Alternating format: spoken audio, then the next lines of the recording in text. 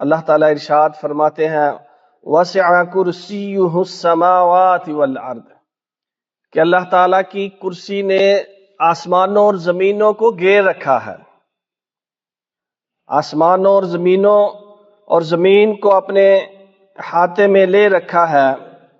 اور اس کرسی کے اوپر کیا ہے؟ حضرت عبداللہ بن عباس رضی اللہ عنہما فرماتے ہیں الکرسی موضع قدمیہ، کرسی اللہ کے قدم رکھنے کی جگہ ہے، کرسی پر اللہ کے دونوں قدموں کی جگہ ہے۔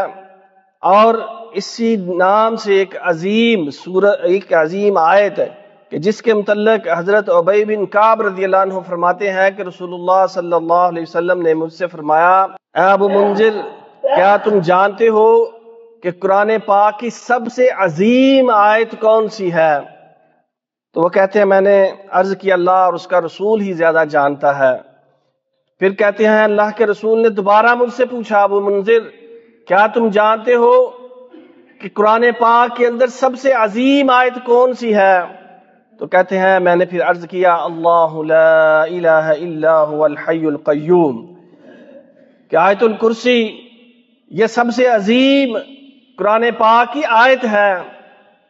تو رسول اللہ صلی اللہ علیہ وسلم نے کہتے ہیں میرے سینے پر ہاتھ مارا جیسے کہ شاباش دیتا ہے، اور فرمایا اللہ کی قسم لیحنک العلم یا ابا المنذر، ابو منذر تجھے یہ علم مبارک ہو، تو نے سچ کہا ہے، یہی آیت کریمہ قرآن پاک کی سب سے عظیم آیت ہے، آیت الکرسی۔